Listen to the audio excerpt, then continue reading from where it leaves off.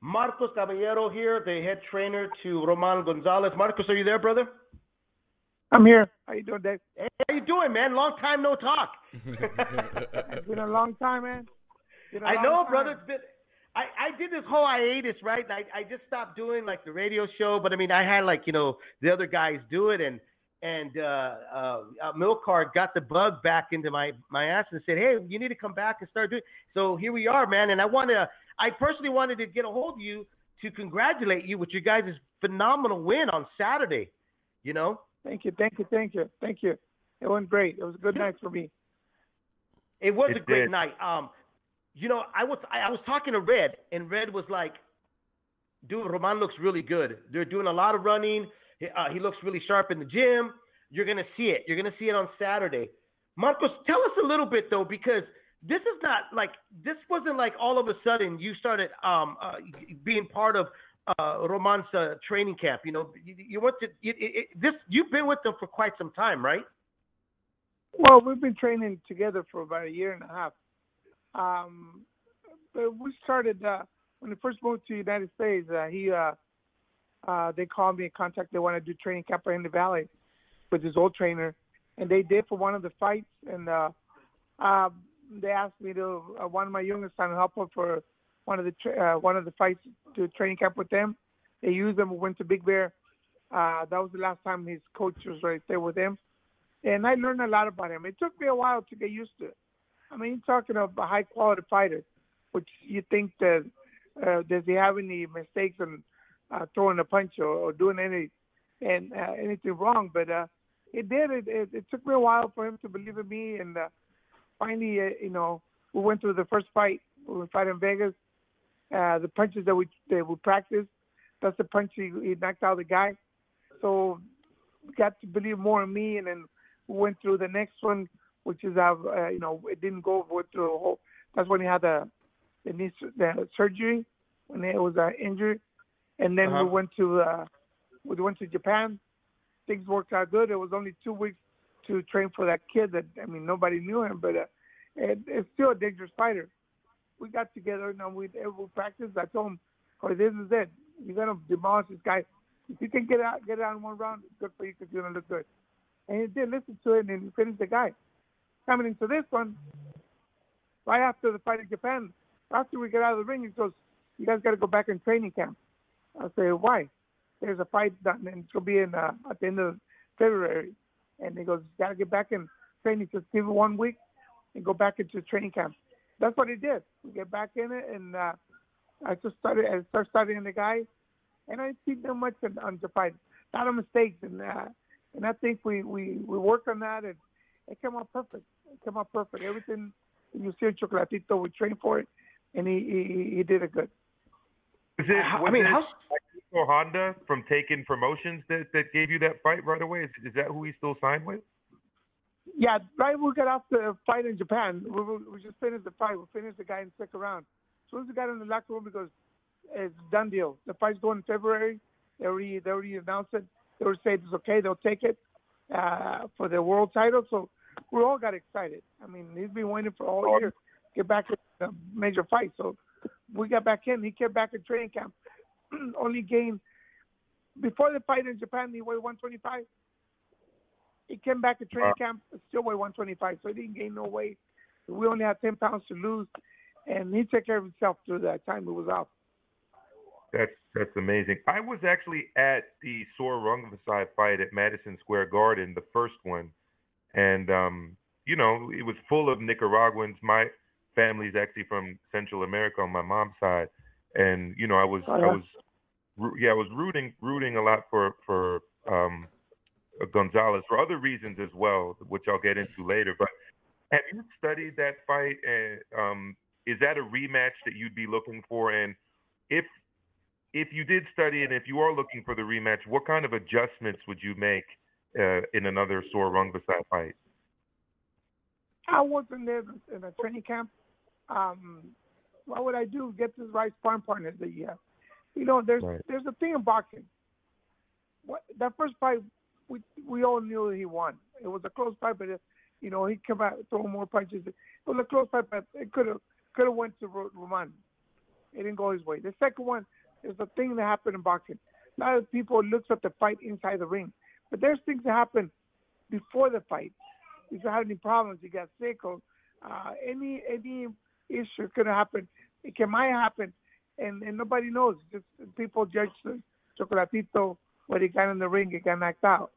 But Chocolatito's a great fighter. He take care of himself. I mean, what a judges will do, I will have to get some sparring partners that will solid and they will imitate, not exactly his style, but imitate the style of I forgot his name, and go from there. Look at the mistake that he did. Yeah, and you know, anything can happen in boxing. Anything. No one believed in Chocolatito this time. Nobody did. Right. You know, they wrote him off. And he proved everybody wrong. Mm-hmm. The other thing that I've heard about Chocolatito recently is that, you know, he's obviously active politically in Nicaragua. He's, you know, aligned himself with the socialist president who's, you know, pretty popular, except for here with the United States government. You know, has he discussed any of that with you and his popularity in Nicaragua and how he's getting on down there in his home country? This man will not talk about the political stuff. He's not involved with the political stuff. He believes in the government because those are the people who helped him out when he was poor. What would you do? Stab him in the back? You got to understand, if someone gives you something, would you stab him in the back after they help you out when no one gives him a penny for him? He don't talk about the government. He does. You ask him questions, stays quiet. You know what I mean? He respects that. He respects people's opinion. He's allowed to choose where he wants to. And you got to understand, I know the political stuff. I know people hate him because of that. But that's the people he believes in. The people who gives him a house, even food when they need it. And then what would you do?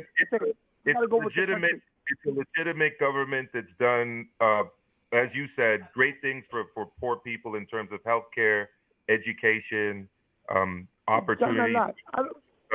He's got every right to support that government. I was just wondering if yeah. Not just that, they help him out with food, and this come from a very poor family. They gave him a car, they gave him a house, and give him money to support the family. And what would you do? You know, people say the country. At the end of the day, the country's not going to fit you. You're going to have to survive. You know what I mean? He's going to think that people's in it. I'm not a political involved with it, but I just listen to him, and he has a point because they help him out. And he's a man. Believe me, if you met this guy inside, he's an amazing kid. He's a kid that I will say is a role model for any kid. This kid is not into social media at all. He doesn't like to get into people, start criticizing people. He's a kid that is on to the Bible. All he listens to, he doesn't watch TV. All he does is listen to Christian music. All he does is listen to the Bible. It's amazing. I've got to learn this kid every time. I see this kid more and more, and it's amazing what he does. I mean, great person. He'll give what he has in his pocket to someone who needs it. I've been learning that every day. You know, and it's amazing. It even teach me how to use the Bible. Something I have never done in my life. Never knew how to read the Bible. Just started from here. So it was amazing. The kid's amazing. And he believes in God, and God gives him this power to win this fight. God gives the power to everyone on my team to win this fight. And we thank God every day. I mean, it was amazing, amazing time. Great kid. And people's going to judge him. He's allowed to choose whoever he wants. That's his choice. Absolutely. It's just that you're well aware that you know our Spanish language media here in the United States is very right wing and conservative, and whether it's Cuba or Nicaragua or Venezuela, they have nothing but bad things to say and never anything positive. Yeah. So I always felt that it shows his character that at the end of a big match, he's always able to thank President Ortega and the government, despite the fact that he knows very well that it's something that the media here in the United States and in other places would probably not like very much. But switching real quick, sorry, go ahead. I say life goes on. Absolutely. Life goes on. Yes, you've been out to Japan, and if I'm guessing have been in the gyms out there. Japan has done a great deal, especially taking promotion from maintaining kind of the activity in the lower weight classes, and I really mean like 118 and below. Can you discuss a little bit of your experience going out there to Japan, what the gyms were like, what the promotions were like? It's a great place, beautiful place. I mean, I will go again for vacation. So that way, the gyms are nice. People walk in. You can't walk with your tennis shoes. You got to take your shoes outside. You got to change inside, and it's pretty much the same as here. I mean, you got the coaches. This is pretty much the same as here. A little different culture by going inside. Right here, we're more not old gyms, but a little dirtier, and then over there, just everything has to be perfect. You got to put your shoes outside, put some sandals going to the ring. Training, it's a little different on training, but it works for them. Our style works for us. You know what I mean? But it's a great place to be. Would you ever adopt any of those practices back here in the U.S.? I don't think so. It don't go for what I learned in boxing, but and like I say, it works for them. I don't think I'll use it. The socks and the taking off the shoes. Yeah. No, we have a hard time taking our shoes in the house. Imagine going to the gym. Right. Yeah.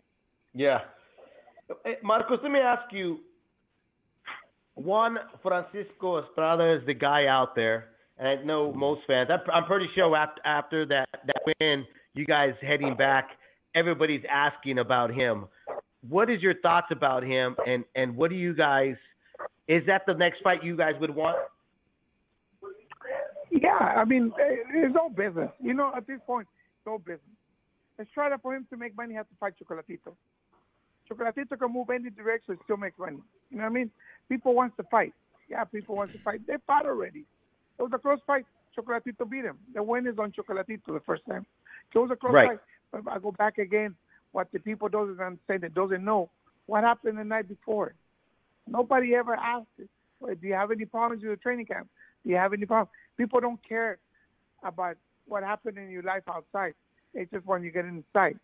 You get to learn all the stuff that people don't understand. Why do you stop this guy? They meet at the perfect age. I mean, the Estrada, it was undefeated. I think he only had one loss. Strong, he was young. I mean, now he's back in 115. He's a world champion. I don't think it generates the kind of money Chocolatito will generate if he doesn't fight with Chocolatito. So what they're trying to do is put a fight first to go with the other champion, or WBO, I think it is, and then unify the title, and then meet up again. It's going to happen. It's not that Chocolatito doesn't want it. It's about the money. I think. I don't know. I don't run the fight, but I'm pretty sure it has to be the money. If you pay the money, anybody will fight anybody. These people are not afraid to fight anybody. I mean, you fight time world champion. Why would you be afraid to fight Estrada? You will fight him. Put the money on the table, I'm pretty sure, and everybody will fight anybody. Pacquiao fights anybody, but you're not going to fight for $50. You know what I mean? You got to fight for the money. Right. It's all business. Hey, what's going on with your boys? Randy and your other son Rene. When are they coming back to the ring? Is there any news about them? Are they in the gym with you working right now? Randy's right here listening to you. What's up, Randy? Say hi to you. Randy, say hi. No, it's Randy's been taking his time off because it's surgery, and in Romel, if we have a little problem with the headache. Randy. Hello. It's Randy. Randy, ¿qué pasó, bro? How you been, brother? I'm doing good, man. How about yourself? Good. Long time. We haven't talked, man. I was asking your dad right now when. I know, man. I was just asking your dad, like, when's the plan of the comeback for you to get back into the ring? I want to, man. I definitely want to. I had surgery on my foot. It actually got better, and then after I started getting back on my foot, I ended up twisting my other ankle, and I'm off now, trying to wait for that to heal. Yeah, it's really bad pain, but it's getting a little better. So I'm hoping soon. But then again, I still got to get back inside the gym and see how my body feels. Well, man, I hope you recover and get back in there, man. I miss seeing you in the ring. You know, doing your thing.